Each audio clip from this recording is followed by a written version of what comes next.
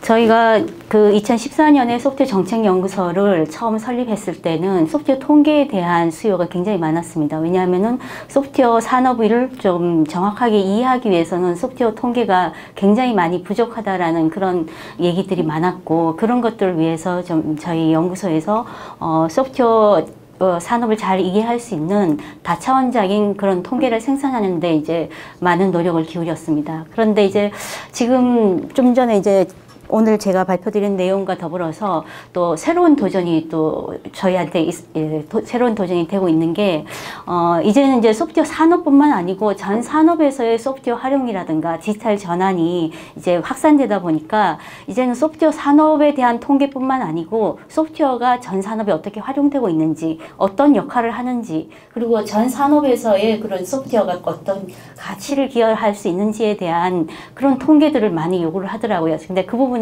사실은 쉽지 않은 일입니다. 그리고 OECD에서도 이제 이런 부분이 디지털 전환을 어떻게 측정할 것인가, 기존의 경제적인 통계나 공식 통계에서 과연 이런 디지털 전환이 산업 간 경계가 무너지고 비즈니스 모델이 바뀌는 이런 디지털 전환을 잘 측정할 수 있는가, 이 부분에 대해 굉장히 고민을 많이 하고, 그 부분에 대해서 국가 간의 어떤 그런 연구들을 이제 진행하고 있는 것 같습니다. 그래서 저희도 앞으로의 이제 5년 이후에 저희 통계의 소프트웨어 정책연구소에서 통계의 주요한 미션은 디지털 전환 시대의 소프트웨어 통계 체계를 어떻게 가져갈 것인가, 이런 것들이 큰 과제이자 임무로 생각하고 있습니다. 지금 그런 차원에서 몇 가지 통계들을 조금씩 저희가 준비는 하고 있지만, 오늘은 이제 그 부분에 대한 통계를 결과물을 갖고 있다기보다는 일단은 소프트웨어 그 산업을 중심으로 한 통계를 가지고서 많은 설명을 하고, 그다음에 앞으로의 과제에 대해서 부족한 부분을 말씀드리고자 합니다.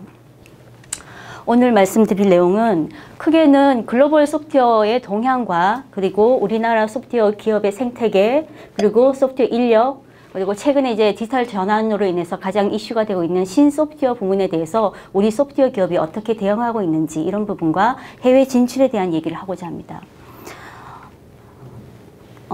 글로벌 시장에 대한 동향은 여러 발표에서 굉장히 많은 얘기들이 있었습니다. 근데 오늘은 저희가 데이터를 통해서 본 소프트웨어 시장, 소프트웨어 산업, 이런 것들을 주로 하고 있기 때문에 소프트웨어 시장의 동향에 대해서 데이터를 중심으로 가지고 설명을 좀 드리려고 합니다. 소프트웨어는 1970년대부터 계속적으로 증가해 왔습니다. 그리고 그 과정에서는 메인프레임 시대부터 클라우드로 전환하고 또 많은 혁신이 있어서 계속 증가를 해왔고, 또 앞으로도 디지털 트랜스포메이션과 더불어서 많은 혁신을 통해서 계속적으로 증가할 것으로 보입니다. 그래서 2050년까지 한 평균 5%의 증가를 할 것으로 예상이 됩니다. 그래서 소프트웨어 산업에 대한 거나 시장이 계속 증가하고 있는 부분에 대해서는 또 다음 기업의 동향과 더불어서 맞물려 있다고 볼 수 있습니다. 여기에서 나오는 시장 규모는 전체적인 그런 소프트웨어 서비스까지 포함한 게 아니고 상용 소프트웨어만 아마 이제 나와 있는 상황이고요. 지금 제가 잘 안 보이는데. 그 다음에 두 번째로는 이제 소프트웨어가 하드웨어를 대체하고 있다고 했는데, 이런 트렌드는 오래전부터 5년 전부터 10년 전부터 이제 차츰차츰 있어 왔는데, 이제 거의 이제 소프트웨어가 하드웨어를 역전했다는 증거들이 나오고 있습니다. 클라우드 시대에서 IT 인프라가 이제는 거의 전통적인 IT 인프라는 감소 추세에 있고, 클라우드 기반 IT 인프라가 계속 증가하고 있습니다. 그리고 인력적인 측면에 있어서도 미국의 그러니까 BLS라고 고용통계국의 이제 통계가 있습니다. 거기서 봤을 때 소프트웨어 엔지니어가 전체적으로 125만 6천 명 정도 있습니다. 이 데이터는 2016년 기준인데요. 한 2026년까지 전망을 했을 때 소프트웨어 인력은 한 24% 정도 증가를 하는데, 하드웨어 인력은 오히려 이제 5% 정도밖에 증가를 하지 않고 있습니다. 그리고 현재에도 하드웨어 인력보다는 소프트웨어 인력이 훨씬 더 많은 것으로 나타났습니다. 그리고 세 번째 주요 트렌드는 모든 회사가 소프트웨어 회사가 되고 있다는 상황입니다. 옆에 있는 산업별 R&D 투자 증가 추이를 보면, 과거부터는 컴퓨팅과 일렉트로닉스라고 하는 삼성전자나 애플이나 이런 회사들이 있는 데서 R&D 투자를 많이 해왔고, 최근에서는 이제 헬스케어 부분이나 혹은 소프트웨어가 많이 R&D 투자를 많이 하고 있습니다. 특히 이제 소프트웨어 같은 경우에는 굉장히 급성장을 하고 있습니다. 소프트웨어 산업에서의 R&D 투자가 증가하는 것뿐만 아니고 타 산업에서의 그런 소프트웨어 R&D의 투자 비중도 굉장히 많이 증가하고 있습니다. 글로벌 혁신 기업들 중에서 보면은 가장 빠르게 성장하고 있는 기업들을 그 원인을 찾아보면 전체 R&D 투자 비중에서 소프트웨어 R&D 투자 비중이 굉장히 급속도로 늘어나는 기업들이 빠르게 성장하고 있다고 하고 있습니다. 지금 현재로서는 소프트웨어가 2015년 기준으로는 한 20% 정도 R&D 투자 중에서 차지하는 비중이 20% 정도 되지만 나중에서 이제 계속 증가해서 소프트웨어는 한 43% 2020년까지 43% 정도 증가할 것으로 보이고 여기서 서비스 관련한 R&D도 사실은 소프트웨어를 기반으로 한 서비스 R&D입니다. 그래서 서비스 R&D도 굉장히 많이 증가할 것 같아 보입니다. 지금도 40%에 가깝게 있지만 굉장히 이제 증가를 할 것이고 그러다 보면 앞으로는 이제 한 소프트웨어와 서비스를 포함하는 R&D가 거의 이제 소프트웨어 관련 R&D인데 전체를 많이 거의 대부분을 차지할 것 같습니다. 반면에 하드웨어 관련한 R&D는 과거에는 한 40% 넘게 45% 넘게 있었지만 점점 감소하는 추세를 보이고 있습니다.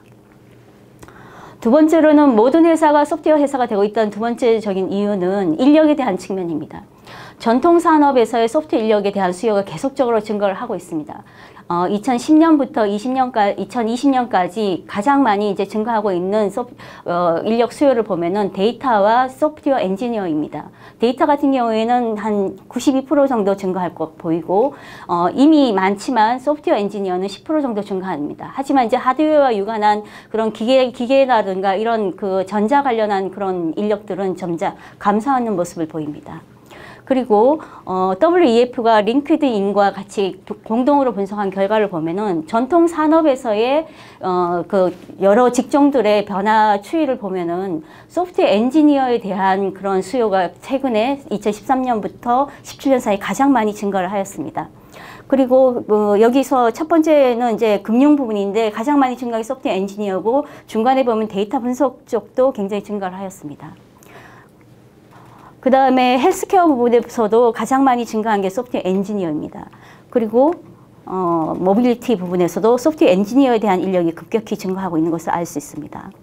그리고 에너지 부분도 엔지니어 부분에 대한 부분이 탑으로 올라가 있는데요. 이렇듯이 전통적인 산업에서의 소프트웨어의 인력에 대한 부분이 굉장히 증가하기 때문에 앞으로는 R&D도 전통적인 기업들이 R&D나 소프트웨어 인력에 대한 투자를 많이 하니까 이제 소프트웨어 회사와 전통적인 회사가 이제 구분이 거의 어렵게 되는 그런 상황이 될 것 같습니다.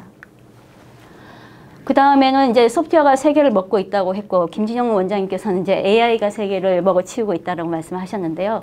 이런 징후들이 많이 있습니다. 이제 세계 시장이 소프트웨어 기업이 거의 주도를 하고 있는데, 시가총액을 봤을 때도, 지금 보면 마이크로소프트가 2018년 기준으로 1위를 했습니다. 그리고 애플, 아마존, 알파벳, 구글이죠. 그 다음에 이제 페이스북, 텐센트, 알리바바, 이런 시가총액에 있는 기업들이 대부분 소프트웨어를 기반으로 한 회사들입니다. 그리고 혁신 기업들도 보면은 이게 R&D라든가 혁신을 가장 많이 하는 혁신 기업들도 PwC에서 이제 매년마다 탑 10을 이제 선정을 하는데 2018년에 보면은 삼성전자나 테슬라나 몇 개의 제조회사를 빼고는 대부분 소프트웨어 회사이고, 사실 테슬라나 지이나 이런 부분도 지금 가장 혁신의 근원이 이제 소프트웨어를 가지고서 혁신을 하고 있는 모습을 볼 수 있습니다. 그 다음에 또 소프트웨어가 세계를 먹어치우고 있다는 증거 중에 하나는 소프트웨어 기업을 인수하는 회사들이 옛날에는 주로 이제 테크 회사들이 많았습니다. 근데 점차적으로 타 산업에서, 금융이나 타 산업에서 소프트웨어 기업을 인수하는 사례들이 굉장히 증가하고 있습니다. 그리고 제품을 결정하는 게 자동차를 예를 든다면, 과거에는 그 제품에서 가치를 거치하는 게 소프트웨어가 한 10에서 20% 정도밖에 안 되는데, 앞으로는 이제, 이게 이제 2013년에 전망한 데이터인데요. 지금은 이제 어느 정도는 이 정도 달성했다라고 보여지긴 하지만, 소프트웨어가 40%, 하드웨어가 40%, 그리고 컨텐츠가 20% 정도로 자동차의 가치를 결정한다는 분석이 있었습니다.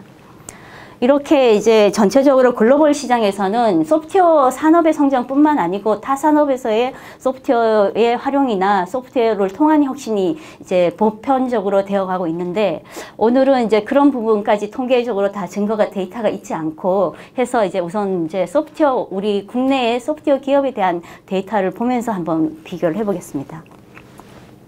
우리 기업들은 지금 85년 이전에도 회사들이 뭐 간간히 이제 설립했지만 실질적으로는 한 80년대 중반부터 있어 왔습니다. 그래서 설립과 폐업을 거듭해가면서 지금 생존해 있는 기업은 소프트웨어 유통기업을 포함해서 한 38,000개 정도 됩니다.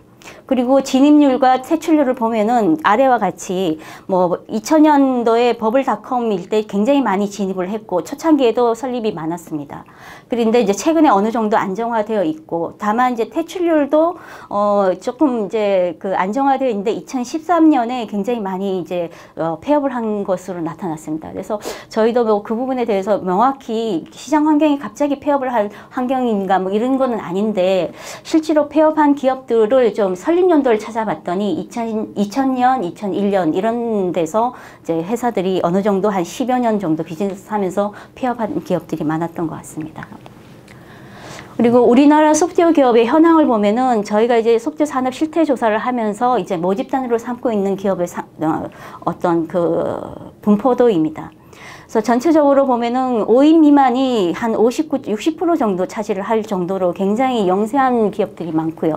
그 다음에 300인 이상이 0.4% 정도 됩니다. 그리고 100인에서 300인 정도가 1.5% 정도 될 정도이고요. 매출 규모별로 봐서도 1000억 이상이 0.4% 정도입니다. 그 대신에 이제 10억 미만이 거의 61.2% 정도 될 상황입니다. 그리고 업종별로 보면은 전체적으로는 패키지가 50% 이상을 차지하고 그 다음에 IT 서비스, 그 다음 인터넷 소프트웨어, 그 다음 게임 소프트웨어입니다. 저희가 이제 소프트웨어 산업이라고 보는 거는 광의의 소프트웨어 산업을 기준으로 보고 있는데 옛날에 패키지와 IT 서비스만을 소프트웨어로 보는데 실질적으로는 그렇지 않다라고 인식을 했고 해외에서도 대부분 패키지나 IT 서비스뿐만 아니고 게임과 인터넷 소프트웨어를 포함하고 좀 더 나아가서 이제 다른 전통 산업의 영역까지도 이제 확장하고 있기 때문에 이제 그런 광의의 산업으로 소프트웨어 산업을 조사하고 있습니다.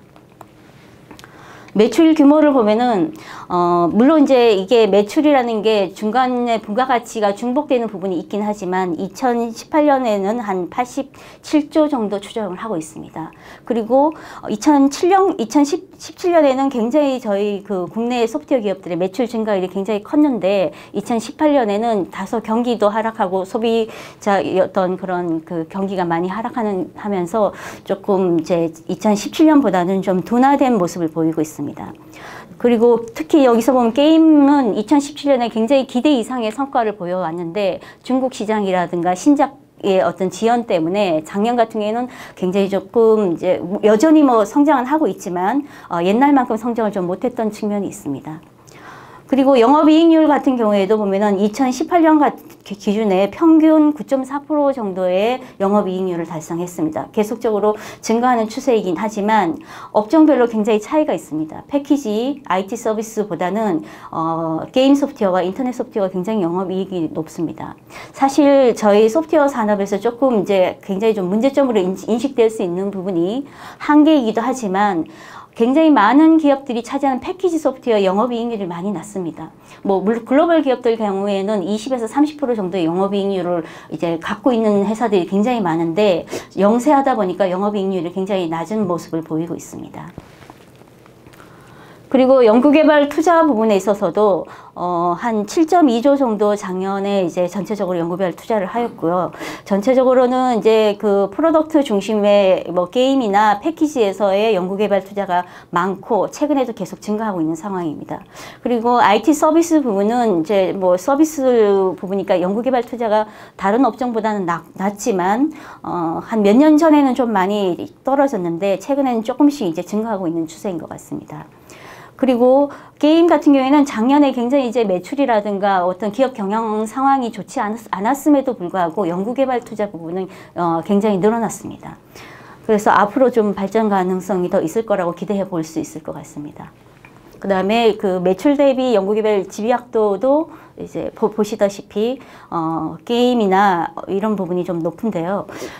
대체적으로 매출에서 R&D 투자가 차지하는 비중은 기업 규모가 작으면 높을 겁니다. 그리고 대기업일 경우에는 사실은 이제 그렇게 비중이 높지 않은데, 특히 패키지 같은 경우에는 조금 대기업이 훨씬 많이, 패키지하고 IT 서비스 대기업의 R&D 집약도가 좀 낮은 상황입니다.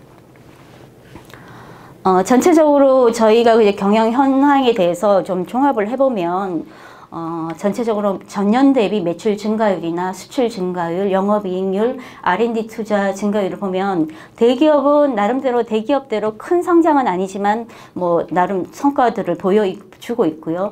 그 다음에 영업이익률도 뭐 크게 이제 계속 좋아지고 있는 상황인데, 산업 생태계상에서 중견기업이라고 할 수 있는 그런 그러니까 허리 역할을 하고 있는 중견기업의 이제 성과가 많이 좀 악화되고 있는 상황입니다. 그래서 이 부분에 대해서 조금 더 이제 분석을 하고 좀 혁신할 수 있도록 지원해 줄 필요가 있는데, 뭐 어쩌다 보면 이게 뭐 공공시장만 봤을 때는 IT 서비스 회사에서 보면은 중견기업이 대기업 참여한제의 어떤 수혜자인데, 영업이익이라든가 뭐 수출이라든가 이런 부분이 떨어진다는 부분은 조금 고려해 볼 필요가 있을 것 같습니다.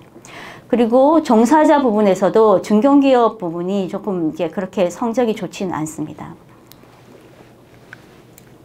그 다음에 이 부분은 이제 공개 소프트웨어 부분인데, 최근에 이제 공개 소프트웨어 활용도가 굉장히 높아지고 있는데, 전체적으로 보면은 지난해에 비해서 2017년에 비해서 2018년이 조금 소폭 올랐습니다. 그리고 과거에는 공개 소프트웨어 활용 분야가 개발 환경이나 웹 쪽에 집중되어 있는데, 최근에는 이 신소프트웨어 관련한 분야에도 조금씩 많이 늘어나고 있습니다. 근데 이 비중이 주로 이제 기업을 대상으로 하다 보니까 충분히 활용도를 반영하지 못할 수 있습니다. 왜 그러냐면 뭐 개발자 커뮤니티의 개인을 대상으로 하면 더 많이 높을 수 있는데, 기업을 대상으로 하다 보니까 이제 일단 비중 전체에서 차지하는 비중이 조금 떨어지는 부분이 있습니다. 두 번째 저희가 보고자 하는 건 소프트웨어 인력 현황입니다. 소프트웨어 인력이라고 하는 부분은 전체적으로 소프트웨어 산업에 종사하고 있는 총 종사자, 그러니까 전문 기술 인력뿐만 아니고 지원 인력도 소프트웨어 인력이라고 보고, 그 다음에 타 산업에 종사하는 소프트웨어 전문 인력을 소프트웨어 인력이라고 저희는 보고 있습니다. 그렇게 봤을 때 전체적으로 소프트웨어 기업에 종사하는 전문 인력이 16.3%, 그리고 소프트웨어 기업에 속하는 기술 인력이 한 48.4%, 그리고 타 산업에 종사하는 기술 인력이 35.3% 해서 토탈 60만 명 정도 됩니다. 그래서 타산업이 21.1만 명, 그리고 나머지 쪽에서 38만 명 이상이 한 39만 명이 소프트웨어 산업에 종사를 하고 있습니다. 연도별로 종사자 추이를 보면은, 물론 종사자도 2017년에 굉장히 많이 증가했습니다. 8.9% 증가를 했는데, 작년에 좀 고용 증가율이 많이 둔화돼서 1.8% 정도 됩니다. 총 종사자는 많이 좀 둔화됐지만, 전문 기술 인력 부분은 사실 28만 8천 명 정도로 2017년은 24만 명 정도 됐거든요. 한 4만 명이 증가를 했습니다. 그래서 굉장히 많이 증가를 했지만 총 종사자 부분에 있어서는 조금 성장이 좀 둔화된 모습을 보이고 있습니다. 그리고 저희 그 소프트웨어 인력 중에 여성 인력을 보겠습니다. 여성 인력은 우리나라 경제 활동 인구 중에서 여성의 경제 참가율이 한 59% 됩니다. 그리고 소프트웨어 전공 졸업자는 굉장히 뚝 떨어져서 24.3% 정도 되고요.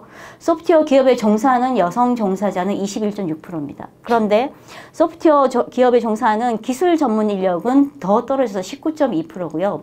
그 다음에 소프트웨어 기업 중에 여성 CEO들은 한 8% 정도 됩니다.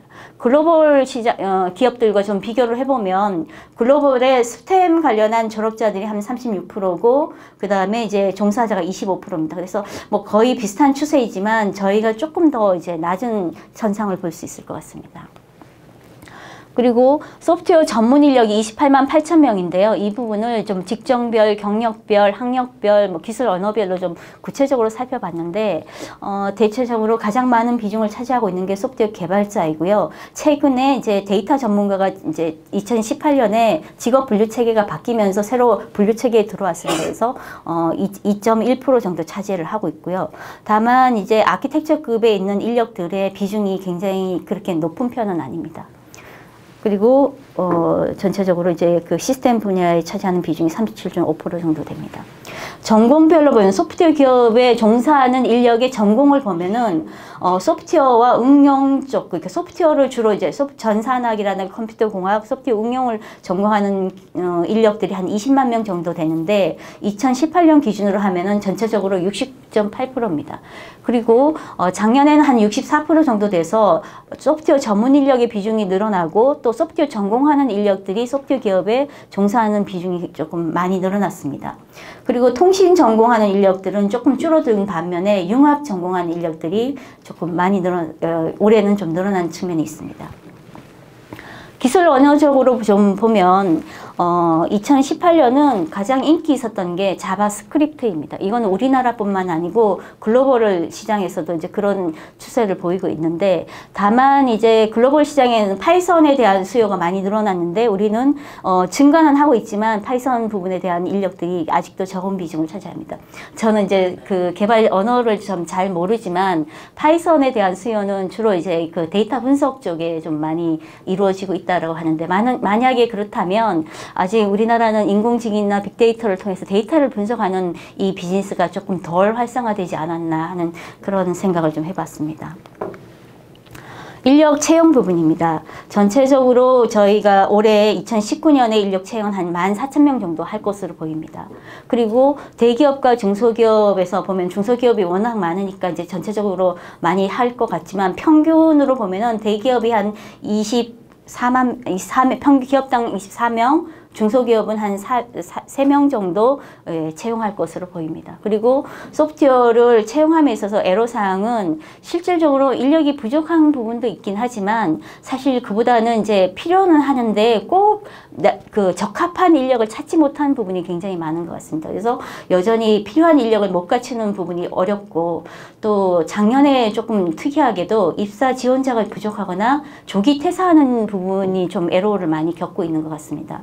그래서 밑에 이렇게 비중에서도 볼 때 입사 지원자나 조기 퇴사자에 대한 애로사항을 이제 비중이 전년도에 비해서 많이 증가한 것으로 보이고 있습니다. 이 부분에 있어서는 뭐 실질적으로 이제 근로 실태라든가 근로 조건 또 마인드 이런 부분이 좀 영향을 주지 않았나 하는 생각이 좀 듭니다. 다음은 소프트웨어 기업에서 신소프트웨어 사업을 추진하는 현황에 대한 말씀을 드리겠습니다. 물론 신소프트웨어는 수요 기업도 있고 전통 산업에서 많이 하고 있는데, 저희가 조사한 부분은 소프트웨어 기업들이 앞으로의 미래 혁신을 위해서 신소프트웨어를 얼마나 하고 있는지에 대한 부분입니다. 전체적으로 소프트웨어 기업 중에서 신소프트웨어 사업을 추진하고 있는 기업들은 평균 9.8%입니다. 전체적으로는 보면 아직 미미한 수준인데요. 대기업들은 70% 정도 가까이 대부분 신소프트웨어를 하고 있는 반면에 중소기업은 한 10% 미만으로 이제 신소프트웨어를 하고 있다고 나타났고요.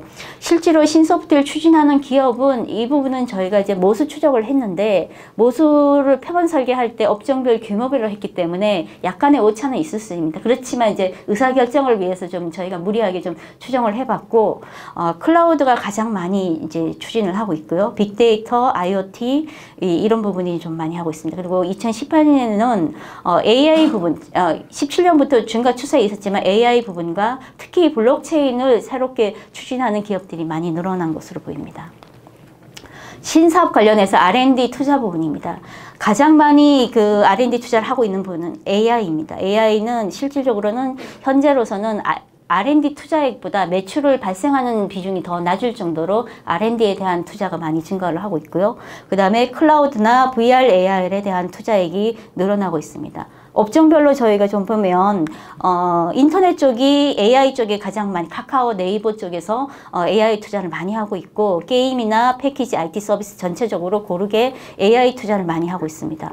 그리고 VR, AR, MR 같은 경우에는 게임 회사가 압도적으로 많이 투자를 하고 있는 것으로 보여집니다. 전반적으로 패키지나 IT 서비스는 골고루 클라우드, 빅데이터, IoT, AI, 융합 서비스, 블록체인 이런 영역까지 투자를 하는 것으로 보이고 있고요. 그 다음에 신사업 관련한 매출인데요. 2017년에 조사할 때는 신사업을 추진은 하고 있지만 매출을 실현하는 기업들이 많지 않았습니다. 근데 작년에는 신사업을 추진했을 때 매출을 실현하고 있는 기업들이 한 75% 미만, 50%에서 75% 정도 되는 정도였는데요. 대부분 특히 75% 이상이 되는 건 융합 신서비스, 대기업 IT 서비스 기업들이 이제 신서비스에서 매출을 발생하고 있는 게 많았고, 아직도 미진한 부분은 AI와 블록체인입니다. 블록체인은 20% 미만이고 AI는 뭐 한 50% 정도 매출이 이제 발생을 한다라고 했고요. 전체적으로 신사업 관련 매출액을 보면 클라우드가 한 8,700억 정도 되고, 그 다음에 융합 신사업 서비스는 기업은 작지만 규모가 크기 때문에 단위 기업당 평균 그게 크기 때문에 전체적으로 매출이 크다고 볼 수 있습니다. 그리고 빅데이터, IoT, AI 측면에서 그리고 AR, VR도 매출이 많이 발생을 하고 있는 것으로 보여집니다. 신소프트웨어 관련한 인력이 한 27,000명 정도 24,000명 정도 됩니다. 토탈. 그런데 이제 그 각 세부 분야별로 지금 현원에 대해서 봤을 때 클라우드와 빅데이터, IoT, AI 이런 순으로 이제 나와 있습니다. 그리고 2019년에도 각각의 채용 수요를 이렇게 봤는데 올해도 블록체인에 대한 인력 수요가 많은 것으로 보여집니다. 신소프트웨어 사업을 하면서 있어서 가장 큰 애로사항은 이 부분은 이제 대기업과 중소기업의 니즈가 다르기 때문에 좀 구분해서 살펴봤습니다. 전체적으로는 뭐 인력이 부족하다, 자금이 부족하다 이런 거지만 대기업 같은 경우에는 이미 사업을 추진하는 기업들이 많기 때문에 사업을 좀 더 활성화하기 위해서 법제도가 많이 이게 힘들다. 그리고 비즈니스 모델이나 수익성이 불확실한 부분이 있다라는 부분을 많이 말했고, 또 중소기업 같은 경우에는 이제 신사업을 할 여력이 안 된다라는 부분을 좀 많이 강조를 하는 것 같습니다. 다음은 해외 진출 현황입니다. 해외 진출에 대해서 보면 우리나라 기업들은 굉장히 뭐 24,000개 이상의 굉장히 기업 수가 많습니다. 그런데 실제로 해외 진출을 시도하고 있거나 수출 실적이 있는 기업들은 그렇게 많지는 않습니다. 전체적으로 해외 진출을 시도하고 있는 기업은 한 8,200개 정도로 3.4% 해당하고요. 그 다음에 실적이 있는 기업은 2.8% 정도 된다고 볼 수 있습니다. 그리고 그 중에서도 수출 중심한 업종이 수출을 많이 하고 있다. 수출을 많이 하는 업종은 게임입니다. 게임은 기업 수에 비해서 대부분 이제 그 수출을 많이 주력을 하고 있는데 수출하고 있는 기업의 비중이 7.8%, 타 업종에 비해서 월등히 높고요. 인터넷 소프트웨어 같은 경우에는 뭐 그 서비스 자체가 어떤 문화적이나 국지적인 특성을 좀 반영하는 부분이 있어서 많지는 않지만 최근에 이제 뭐 해외로 진출하는 기업들이 좀 늘어나고 있는 것 같습니다. 다음은 저희가 좀 수출 생태계인데요. 이 부분은 조금 심각한 부분인데 전체적으로 수출을 많이 하고 있는 기업들은 패키지 기업들입니다. 하지만 굉장히 소규모로 영세하게 많이 일을 하고 있고 그 다음에 대기업들이 수출액의 숫자는 작지만 75%, 76% 하고 있습니다. 그래서 대형 기업들이 이 수출액을 많이 차지하고 있고 수출을 아예 안 한다라고 볼 수 있을 정도는 한 50억 미만 기업은 수출을 하더라도 굉장히 미미한 수준입니다. 그래서 50억 미만의 그 기업들이 기업 수는 한 50%를 차지하지만 수출액은 0.5% 정도 차지를 하고 있습니다. 그래서 이 수출 전략에 있어서도 좀 새롭게 좀 고민을 해야 되는데 아까 이제 저희가 잠깐 보기에 질문을 지금 이제 글로벌 기업들이 굉장히 혁신 기업들이 시장을 주도하는데 우리 수출하기가 더 힘들지 않겠느냐. 맞습니다. 그 부분이 굉장히 딜레마인데 저희가 그 대형 기업 위주로 그리고 그룹의 계열사 위주로 수출을 해오던 부분을 탈피를 하려면 기존의 전통적인 패키지나 IT 서비스 영역이 아닌 새로운 융합 서비스나 또 새로운 신소프트웨어 영역을 이제 적극적으로 해야 되는데 지금 우리나라가 국제적으로 차지하는 비중이나 위상을 생각했을 때 굉장히 큰 장애가 많습니다. 그랬을 때 어디를 타겟팅을 할 것이냐 고민을 해야 될 부분일 것 같습니다. 그 다음 수출 현황 부분인데요. 수출에 대한 실적은 다른 통계에서 나오고 있지만 전체적으로 생태계를 보기 위해서 봤고요. 작년엔 같은 경우에도 수출이 조금 이제 둔화된 상황이었습니다. 특히 게임이 그 2017년보다는 약간 마이너스 성장을 했고요. 그 다음에 인터넷 소프트웨어는 라인의 영향으로 굉장히 좀 높은 것으로 나타났습니다. 라인의 수출액이 많이 늘었습니다.